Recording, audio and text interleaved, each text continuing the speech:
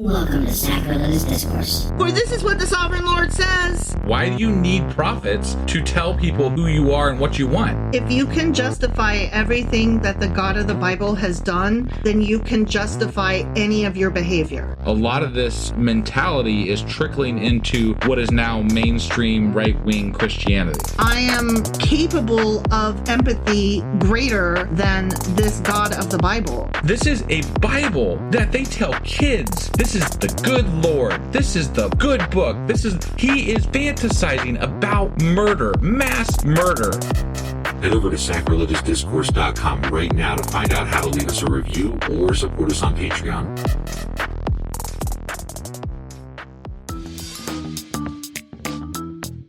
Hey there, sinners and saints. It's your favorite Bible-bashing duo from Sacrilegious Discourse, and we need your help. That's right, folks. We're raising funds for some heavenly equipment and a studio that doesn't sound like it's in the depths of hell. Our current setup, let's just say it's more apocalypse than audiophile. So if you want to hear us dissect the Bible without the background noise of demonic squirrels, chip in a few bucks. We're aiming for $5,000 to upgrade our audio and build a studio worthy of blasphemous banter.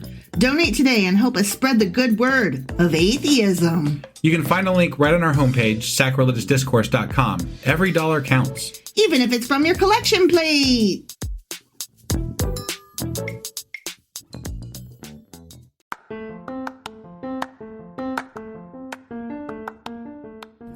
Welcome to Sacrilegious Discourse. I'm husband. And I'm wife. Together we're reading the Bible for the very first time.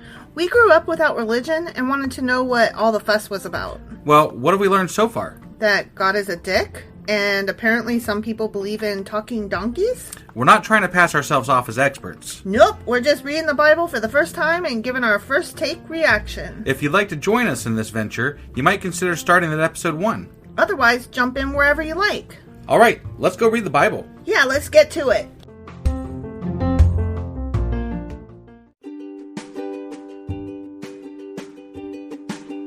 Hey wife, did you know that Anchor is sponsoring our show? Really? Don't we use Anchor to distribute our podcast on Spotify and Apple Podcasts? Yeah, and we are on just about every other platform available as well, thanks to them. Why do we use Anchor as our podcasting service? Well, they make editing and distributing our show a breeze. What if one of our listeners wants to start their own podcast? Then they should head over to anchor.fm or download the app to get started. Awesome! You guys should go do that right now! Husband! Wife! Do you remember what happened yesterday? As I recall, Elijah got taken somewhere in a whirlwind with fiery chariots, and then Elisha took over, and he got mad at some kids for calling him Baldy. Yeah. And he cursed them, and then bears ate them. Mauled them. That pretty much sums it up, yeah. That's exactly what happened yesterday. Yeah. Yep. Crazy shit. Yeah. It was actually a really action-packed, crazy fucking chapter there. It really was. I didn't expect all the things that happened, and I didn't expect that you had actually heard that story before. I didn't know it was coming. It kind of came out of nowhere, and it was like, just 1, 2, 3, go, there it is at the end. Right? Like, it was like, the final paragraph. He cursed them, then they died, got mauled by bears. 42 of them. There you go. Yep. Like wow. The last, 5 sentences of the chapter. Right? That whole story. Yeah. I'm like, that's fucking nuts. Really is. All right. Well, that was 2 Kings chapter 2. Yep. And today we're getting into 2 Kings chapter 3. All right, let's do this. Okie doke. Hey wife, do you like coffee in the morning? I sure do, husband. Morning, noon, night. Which reminds me, I need to add that to our grocery list because we're running low. Wait, before you do that, check out the website ungodlybrew.com where you can purchase a pound of your favorite flavor of coffee. What if I want more than 1 pound? Either order a larger amount, or better yet, get 10% off by setting up a subscription for every 2 weeks, or a month, or whatever works for you. Did you set up something special for our listeners? You know I did. Exclusive for our listeners, get an additional 10% off subscriptions by entering the code SACRILEGIOUSCOFFEE at checkout. That's a hellishly good deal. Ungodly Brew is hellishly good coffee. Okay, 2 Kings chapter 3. Okay. Ahab's son. Call me Ishmael. It'll never not be old. I'm like, I hear the funny. name every time, and I'm like, oh my God, here it goes again. Here it goes, yep. Well, I can't help it. You can't help it? I can't help it. Like, you can't... It literally has to come out? If I see the name Ishmael, obviously, and if I see the name Ahab... Uh-huh. Obviously. Okay. I can't help it. It's Okay. just the way it is. I got it. Those names are ingrained in us at a very young age. Moby Dick. That's how it is. Right. Call me Ishmael, the first That line. should be a t-shirt. Moby Dick. That's how it is. Moby Dick. That's how it is. I mean, I don't even love that book, okay? Right. But I'm just saying, you hear those names, you know the first line of that book, you know the names of the characters, and the ship is called the Pequod, you know? I hear you. There's things you know. I hear you. Okay. You said it. Okay. Those things are said. So Ahab's son, Joram, Okay. began to rule over Israel in the 18th year of King Jehoshaphat's reign in Judah. Okay. Remember, they're telling us the overlapping. And this is right after his other son, Uzziah, or whatever the fuck his name was, died. Because he fell through the lattice. Remember? Oh, yeah. Right. He reigned in Samaria 12 years. Okay. He did what was evil in the Lord's sight. Of course he did. But there's a caveat. Okay. But not to the same extent as his father and mother. He's not the worst. He's not the worst. He's bad. He's the second worst. He's not the worst. He at least tore down the sacred pillar of Baal that his father had set up. Okay. Cool. Nevertheless, he continued in the sins that Jeroboam, son of Nebat, had committed and led the people of Israel to commit. That poor Jeroboam. Mm-hmm. Yeah. Whatever. King Mesha... Oh, this is a new little section. Oh, okay. King Mesha of Moab was a sheep breeder. Okay. Could you imagine being a king and breeding sheep? I mean, I bet he had people do it for him. I wonder if kings and queens have hobbies like scrapbooking or chopping people's heads off, card making, like paper crafts, breaking people's legs, collecting records, going to war. Stop! What? I'm trying to be for real. I was too. Like, this guy is a sheep breeder. Yeah. And a king. I hear you. Okay, so his name is Mesha of Moab. Mesha of Moab. Mm-hmm. Okay. He used to pay the king of Israel an annual tribe of 100,000 lambs and the wool of 100,000 rams. Gotcha. He's the original Eminem. He used to. He is. Mesha of Moab. You were waiting for me to I was, because it occurred to me right after you started speaking again. M of M. Emma, yeah. M of M. But did you hear he used to pay Israel? Yes. Okay. Yeah. That indicates, but he does not anymore. Right. But after Ahab's death, the king of Moab rebelled against the king of Israel. Oh, man. Fair enough. I mean, if Let me see what I could get away the first with. son is dumb enough to fall through lattice work, the second one can't be much better, right? Like, what you gonna do? Right. This is the consolation prize king. Yeah. So you think you're a tough guy, huh? Right. So King Joram promptly ketchup and mustard the army of Israel and marched from Samaria. Okay. He ketchuped and mustard. He mustered the army, yeah. Yeah. On the way, he sent this message to King Jehoshaphat of Judah. Okay. Excuse me, the king of Moab has rebelled against me. Will you join me in battle against him? Who did he send that to? Jehoshaphat. Jehoshaphat, okay. And Jehoshaphat replied, why, of course! You and I are as one! My troops are your troops, and my horses are your horses! Where do you think the saying, jumping Jehoshaphat? Mm-hmm. Do you think that has to do anything with this king? I would think so. I mean, I'm just curious. Like, maybe he jumps. Now I'm going to be listening for it, Right? Then Jehoshaphat asked, what route will we take? We will take the attack from the wilderness of Edom, Joram replied.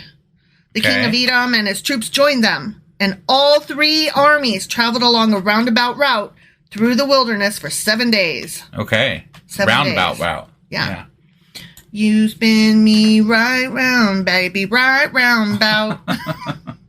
But there was no water for the men or their animals. Oh, that's sad. What should we do? Yeah. The king of Israel cried out. The Lord has brought the three of us here to let the king of Moab defeat us. Right. Oh, that was the wrong accent. That was not King Jehoshaphat that said it. That was one of the other kings. My bad. Okay. Okay? Yeah. Because now King Jehoshaphat of Judah asked, is there no prophet of the Lord with us? If there is, we can ask the Lord what to do through him. One of King Joram's officers replied, so this is just some guy, Elijah son of Japhat is here. He used to be Elijah's personal assistant. Okay. Okay? Yep. Jehoshaphat said, yeah! The Lord speaks through him! Okay. He was jumping Yeah. Jumping Jehoshaphat. So the king of Israel, King Jehoshaphat of Judah, and the king of Edom went to consult with Elijah. Okay. Wait. Oh, Elisha. Shah. Okay. Why are you coming to me? Elisha asked the king of Israel. Go to the pagan prophets of your father and mother. Like, why are you asking me? Like, I don't have your answers. These aren't your gods. These aren't the gods you seek. These are not the gods you seek. Right. That's right. But King Joram of Israel said, no, for it was the Lord who called us 3 kings here, only to be defeated by the king of Moab. Okay. Elijah replied, as surely as the Lord Almighty lives, whom I serve, I wouldn't even bother with you except for my respect for King Jehoshaphat of Judah. Now, I guess bring me someone who can play a harp. Right. While the harp was being played, the power of the Lord came upon Elisha, and he said, now, hold on, before I tell you what the Lord said. If you were, like, about to prophecy for a king who doesn't even believe in your God and who praises other gods, wouldn't you ask for more than a harp? Maybe? I would be like, okay, I'm going to need a few things. I'm going to need a really well done steak dinner. And I would like some chocolate covered strawberries for dessert. But God probably wouldn't like it if you used him to acquire things that are not due you. I need a lot of credits on my Audible account so that I can get all the audiobooks that I want to listen to. Yeah. What else would I need? I don't know. Some boots that would fit over my calves. Would they be made for walking? They would be made for walking, as a matter of fact. Is that just what they're going to do? That is just what they're going to do. Okay. Also, I want to fly to Europe. Okay? Got it, yeah. So, those are the things I will need, please. Got it, okay. Yeah. While the harp was being played, the power of the Lord came upon Elisha, and he said, this is what the Lord says. This is probably why we always, like, the harp playing here, like, it's why it's associated with godly, you know? Because he's helping channel God with that harp, right? Right? Sure, yeah. This dry valley will be filled with pools of agua. Oh, man. Water. That's awesome. You will see neither wind nor rain. I've seen fire and I've seen rain, says the Lord. But this valley will be filled with water. Okay. Don't know where it's fucking coming from if you're not going to let it rain. It's apparently going to come up from the springs or something. I guess that happens. Water comes up from the ground. I mean, if there was a lot of rain upstream somewhere, I guess that could happen. Yeah. Yeah. You will have plenty for yourselves and your cattle and other animals. But this is only a simple thing for the Lord, for he will make you victorious over the army of Moab. Why? Why? Yeah, why? Why are you supporting them? They I don't get that. Like, he's supported much. He's fought against people that were more godly than these people. Yeah. And I'm like, but now he's support. Like, I don't understand this. He's so willy-nilly. Right?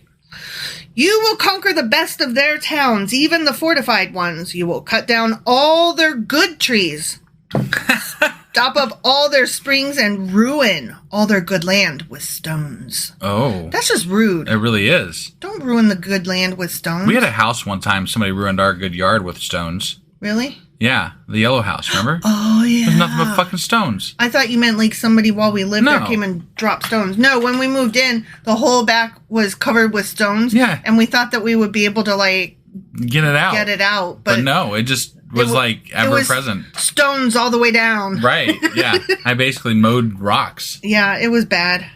Yeah, don't fuck around with rocks on people's yards. The next day, at about the time when the morning sacrifice was offered, water suddenly appeared. Water suddenly... No, that's not what I was... Never mind. Don't go chasing waterfalls. Every time Elijah's near. No. Okay. No. I liked mine better. Okay, sorry. Don't go chasing waterfalls. It was flowing from the direction of Edom, and soon there was water everywhere. Awesome. See? It didn't come from nowhere. It came from Edom. Got it. Okay. Meanwhile, when the people of Moab heard about the 3 armies marching against them, they mobilized every man who was old enough to strap on a sword. You said strap on. And they stationed themselves along their border. Okay. Quote unquote sword. I made Sword. myself laugh. Oh, strap on is never not funny. Okay, Right, sorry. I don't mean to kink shame. Whatever you guys like. Consent. Okay. Whew. But when they got up the next morning, the sun was shining across the water, making it appear red to the Moabites. Oh, some more red water. Like blood. Right. It's blood! Holy shit. The Moabites exclaimed. Yeah. The three armies must have attacked and killed each other. Woohoo! Yeah! Let's go, men of Moab, and collect the plunder. They done fucked up. You should never assume that red water is blood. I mean, yeah. And you should never assume this that... is obviously God doing this, right? To give them an easy victory? Mm-hmm. Okay. Yeah. You should also never assume that red water, whether it's blood or not, came from armies that defeated each other. Right. Leaving you, like, the uncontested winner. Yeah, it could have been one massive fucking army that came up behind all of those armies and defeated them, and then they're going to defeat you. You just don't know. You don't know you what send it a is. scout. It could have been a fucking cow died in the stream and is bleeding But downstream. you send a fucking scout, Yeah, right? Like, yeah. I mean, come on. But no, they all went.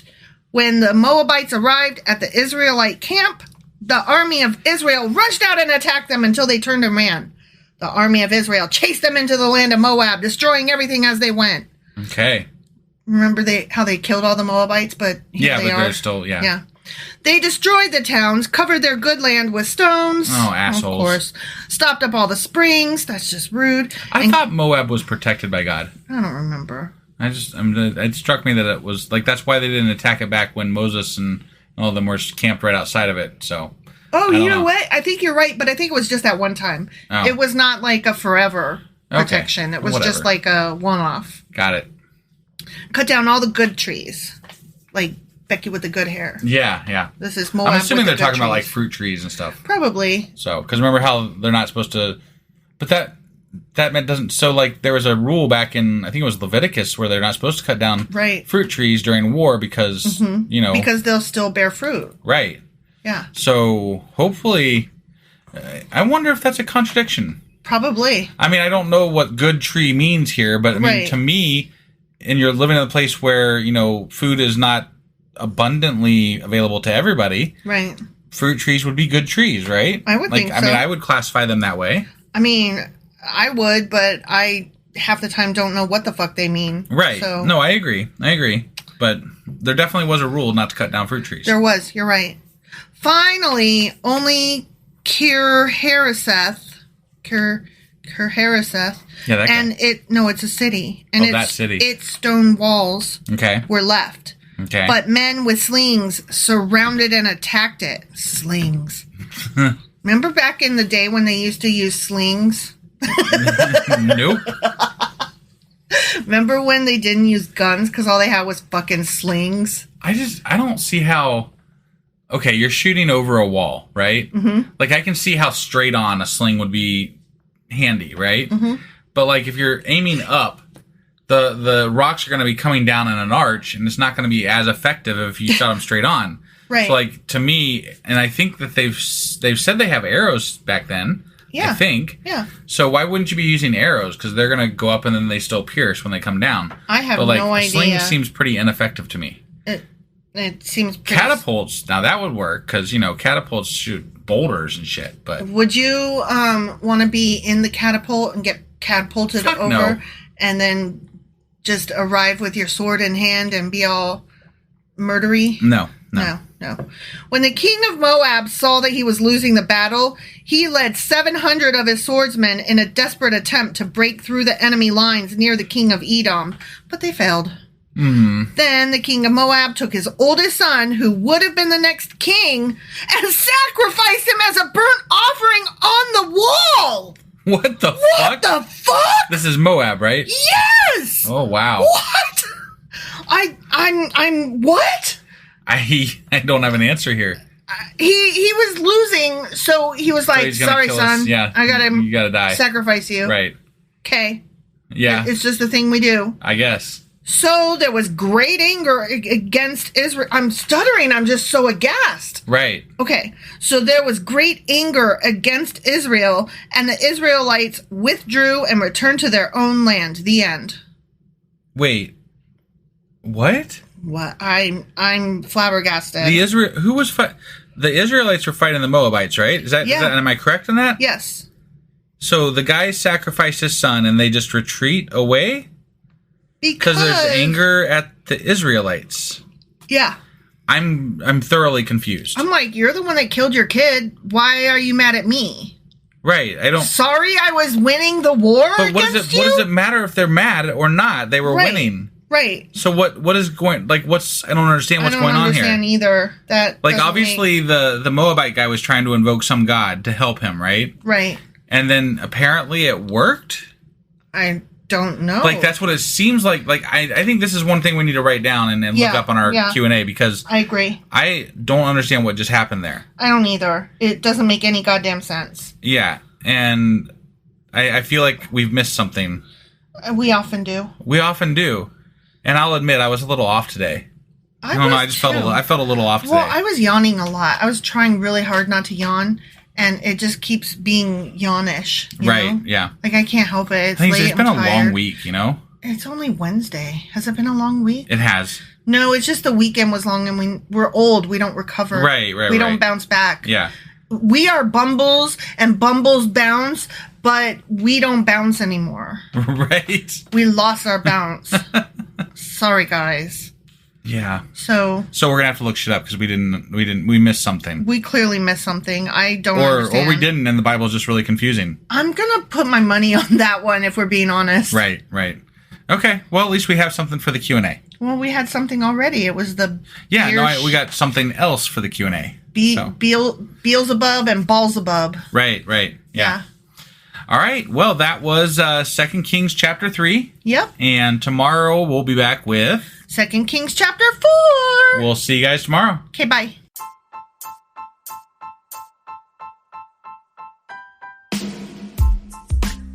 Hey, wife, I guess that's the end? But husband, that's just sad. It doesn't have to be. We are on lots of social media platforms like Twitter. Our handle there is sacrilegious_D. For D's nuts. Oh my God. Stop doing that. Anyway, we're also on Facebook, Instagram, and Pinterest. There's a link to all of our social media sites at our website. Ooh, we have a website? Yeah, it's sacrilegiousdiscourse.com, where you can also find a link to our merch shop. We have a merch shop? Yep, we have podcast-themed clothing, mugs, notebooks, and more, as well as an atheist and science-themed products. Wow, our fans should really go check that out right now. Definitely. They can get in touch with us by sending an email to sacrilegiousdiscourse@gmail.com. But before they do that, we could really use some help. Oh yeah? With what? Well, it's not free running the podcast, and we need some financial support in order to get better equipment, which will free up time so we can concentrate on our podcast and our fans. Okay, so what should they do? Head over to patreon.com/sacrilegiousdiscourse and sign up as a contributor on our podcast. Supporters there receive additional bi-weekly episodes that we record just for our Patreon members for as little as $2 a month.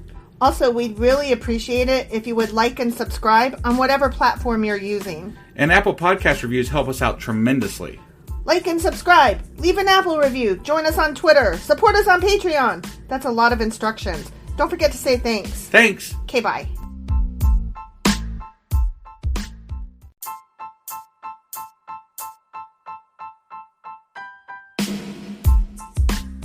Hey, wife, I guess that's the end?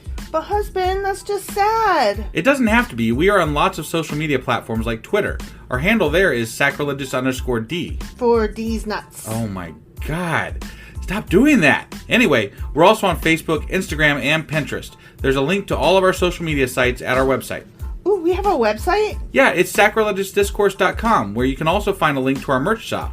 We have a merch shop? Yep, we have podcast-themed clothing, mugs, notebooks, and more, as well as an atheist and science-themed products. Wow, our fans should really go check that out right now. Definitely. They can get in touch with us by sending an email to sacrilegiousdiscourse@gmail.com. But before they do that, we could really use some help. Oh yeah? With what? Well, it's not free running the podcast, and we need some financial support in order to get better equipment, which will free up time so we can concentrate on our podcast and our fans. Okay, so what should they do? Head over to patreon.com/sacrilegiousdiscourse and sign up as a contributor on our podcast. Supporters there receive additional bi-weekly episodes that we record just for our Patreon members for as little as $2 a month. Also, we'd really appreciate it if you would like and subscribe on whatever platform you're using. And Apple Podcast reviews help us out tremendously. Like and subscribe. Leave an Apple review. Join us on Twitter. Support us on Patreon. That's a lot of instructions. Don't forget to say thanks. Thanks. Okay, bye.